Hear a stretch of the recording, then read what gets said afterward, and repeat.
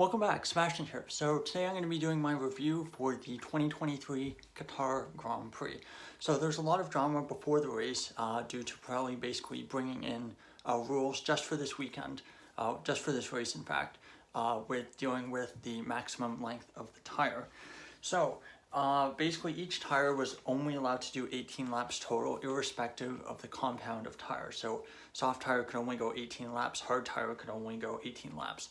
And laps that the tires had done previously in the weekend kind of took away from that 18 laps. So if they'd done an in-lap, if they'd done like an installation lap with that tire in practice, for example, that would take away from that total.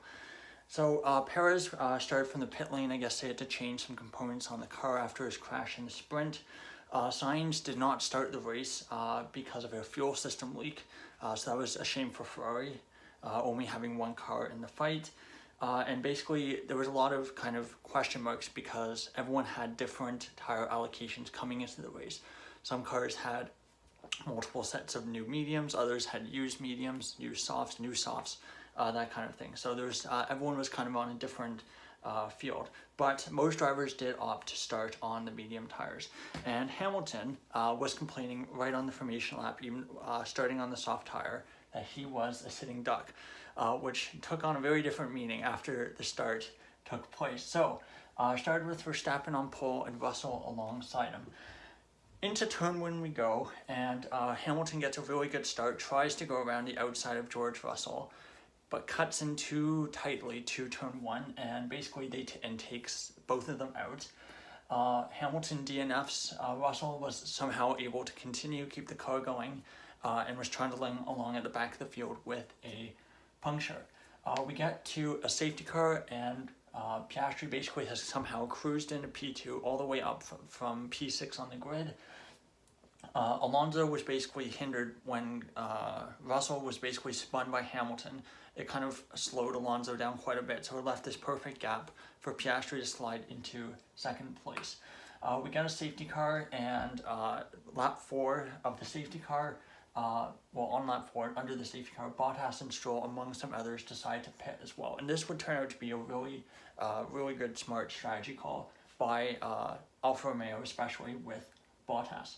Hülkenberg was also under investigation because he was in the wrong starting grid, and they showed the replay, and he was the car that was supposed to start behind Carlos Sainz, and he basically just instinctively drove into the empty grid slot. Wasn't supposed to do that, and he was given a 10-second penalty, which he had to serve at his first pit stop. We got back to racing action, and Russell, who basically come out pit, basically overtakes Perez for P13, somehow already on the back of Perez, and he starts his charge up the field, overtaking cars almost once a lap, like the Williams and the Alfa Romeos. Lap 10, Verstappen starts to pull away from Piastri, a gap of about 2.4 seconds. I think at this point we kind of knew that Verstappen was just keeping everything under control and just kind of gradually building a gap like he's done in so many previous races. Lap 11, pit cycle starts with Ocon, Alonso, and Gasly all pitting of the drivers who didn't pit during the safety car. Lap 13, Leclerc undercuts Alonso, but I think is a bit slow warming up his tires, so Alonso gets him back, I think at turn 4, turn 5. And also the following, a couple laps later, lap 15, Russell pits and comes back out in 15th place. So lots of overtakes, but loses a lot of those positions, having to make his pit stop. Lap 19, Norris overtakes Leclerc on track for P6, so obviously the McLarens have really strong pace, much better pace than the Ferraris, and Norris gets that overtake done on track. Lap 22, Bottas, Stroll pit again, so they pitted lap 4, and they pit laps 22, and they come out 15th and 16th. So basically what they got into was they basically got into this cycle of basically undercutting all the cars in front of them by like 4 or 5 laps. And because it basically wasn't a tire limited race, basically drivers were able to push quite hard because of the limitations with how long the tires could go. They basically were undercutting the drivers to pretty strong effect. Lap 23, Russell overtakes Gasly for P8. Albon and Perez both get a black and white flag, and a couple laps later, Perez was given a 5-second penalty for track limits. Lap 28, Norris undercuts Alonso for P7. as well, so a really good pace by Norris in the McLaren. Lap 33, Russell pits, comes out 5th. And so this is why I wrote down what happened on his first pit stop at lap 15. So basically in the span of his second stint in the race, Russell manages to go from coming out in 15th to coming out in 5th. So massive progress in that second stint by Russell, showing that the Mercedes had a lot of really good pace in this race.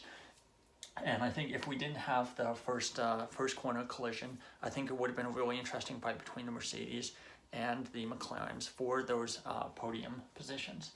Alonso then, same lap, goes into the gravel, makes a mistake, almost identical to Lawson's mistake yesterday in the sprint. Basically goes into turn 2, has to counter steer, and basically just goes into the gravel.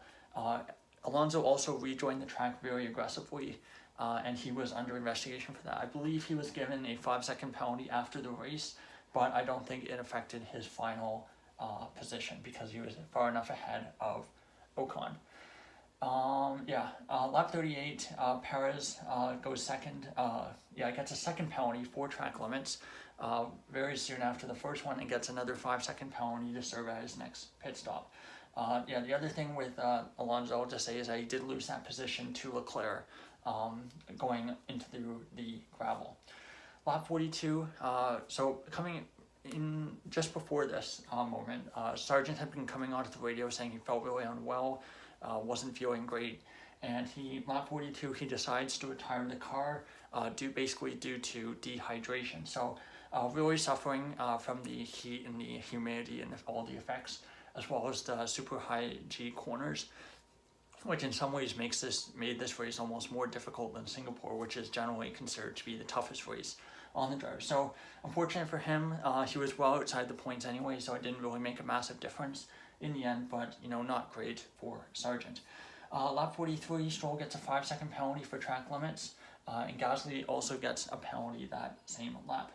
Perez serves his second penalty and drops all the way to 13th. So even though he's in the Red Bull car that won the race, Perez is really struggling to make his moves through the field. And even early on in the first stint of the race, when Russell was basically overtaking cars every single lap, Perez was really struggling to get by cars, and he was stuck behind Joe for like 4 or 5 laps, it seemed.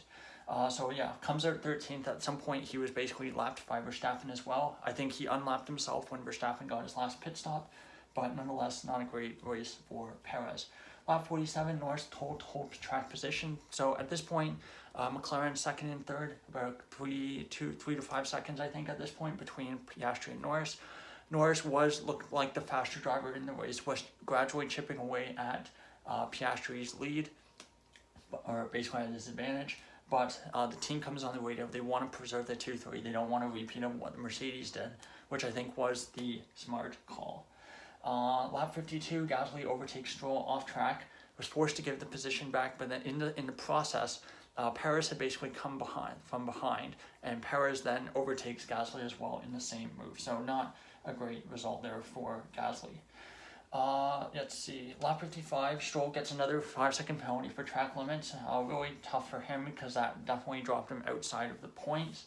So unfortunate for him. So we get to the checkered flag, final lap. Verstappen duly takes the checkered flag. 14th win of the season, 14th consecutive win from pole position as well. He also gets the fastest lap for good measure, didn't get the Grand Chelem. Albon led some laps in there as well somehow. But second Piastri, third Norris, great result for McLaren after a tough qualifying session. Fourth Russell, absolutely amazing recovery I felt for Russell. Probably was carrying a little bit of aerodynamic bodywork damage as well from the collision. So it showed that Mercedes really has some excellent pace today. And I think they're very lucky that Ferrari only had one car in this race. Otherwise, I think there might have been a chance that they would have gained quite a few more points and put some pressure on Mercedes' P2 position in the constructors. 6th was Alonso, not a great race I felt for him with that mistake. Otherwise, I think the potential for maybe not P4, but I think definitely P5 was on the cards for Alonso. P7, Ocon, really good result for him. 8th, Bottas, 9th, Zhou. Double points finish for Alfa Romeo. Really excellent result. And Bottas, you can see, really benefiting from that strategy call to pit on lap 4. There are the commentators on Sky Sports. I decided to watch on Sky today. we're talking about how Bottas and Stroll, they're going to have to do a fourth stop, but then it turns out they didn't have to. They timed the pit stop basically perfectly, and they basically managed to get all the way to the end of the race on those 3 stops despite pitting on lap 4. Lap P10, Perez, not a great result. P11, Stroll, again, not great. Gasly, 12th, 13th, Albon. I think maybe he could have gotten points without the penalty. I believe he did get a penalty for track limits, but still tough race for the Williams. 14th Magnussen, 15th Tsunoda, 16th Hulkenberg, and 17th Lawson. Last of the classified finishers. Didn't really have a great race today, either in the Haas or the Alpha Tauri. So 18th and 19th, not classified. Sargent, Hamilton, your 2 retirements, and of course, Sainz did not start the race. So now looking at the championship, Verstappen first for 133 points, Perez second 224, so 191 point gap now in the championship. Looks very likely that we'll end up with a 200 point gap in the championship, and if Perez keeps getting these non-points finishes or very, very low points finishes, there is a chance that Verstappen actually doubles Perez's points tally. Hamilton loses ground 1 point to Perez to 194 points, but I think still gained over the course of the whole weekend with the sprint points. Alonso 4th, 183, Sainz 5th, 153, Leclerc 6th, 145, gains a little bit on Sainz. Norris 7th, 136, gained a lot, now only 9 points behind Sainz. I do think Norris has a very good chance of getting 5th in the championship now at this rate. 8th, Russell with 132, 9th, Piastri 83, 10th, Stroll managing to hold off the 2 Alpines, although that really shouldn't be an accomplishment given how fast the Aston Martin is.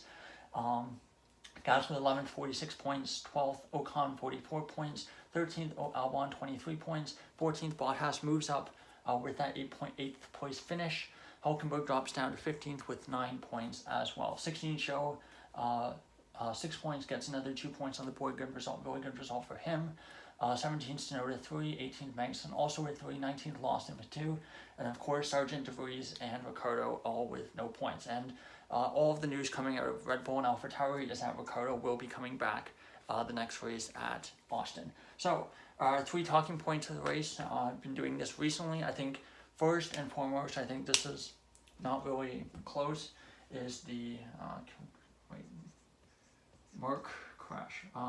First time the Mercedes, I think, have taken each other out since Spain 2016, and we know how that went.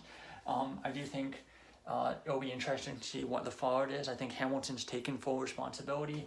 That's a benefit of, oversleeping and not watching the race live, but whatever. Number 2, I think, let's see, number 2, I think tires, I think will be a big talking point in what Pirelli decides to do from here.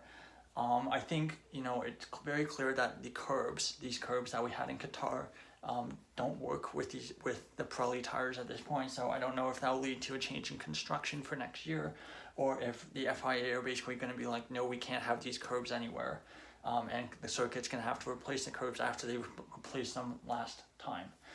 Number 3, I think the big talking point, of course, Verstappen getting the win, but I do think the McLaren pace, how do you spell pace? Yeah, there we go, pace. The McLaren pace was very, very strong today, basically getting a second, third from pretty poor qualifying positions. And I do think that in the Constructors' Championship, it's very, very close now between Aston Martin and McLaren. Very few points, and I think at this point it's almost an inevitability that the McLaren passes the Aston Martin. I don't think they'll have enough races to catch Mercedes or Ferrari, but still 4th after where they started is a very good result for McLaren. So that's all for my review of the 2023 Qatar Grand Prix. All right race, I think. Lots of pit stops, a lot of overtaking because of differences in pit stop strategy. I do think we were robbed of that battle for the podium between the Mercs and the McLaren, like I said, but still decent race. I think an improvement over the first race 2 years ago. And of course, now we have a 2-week break, and I'll be doing my, lastly, I'll be doing my power rankings in a couple hours time, and they'll be going up this evening, my time. So thank you so much for watching, and goodbye.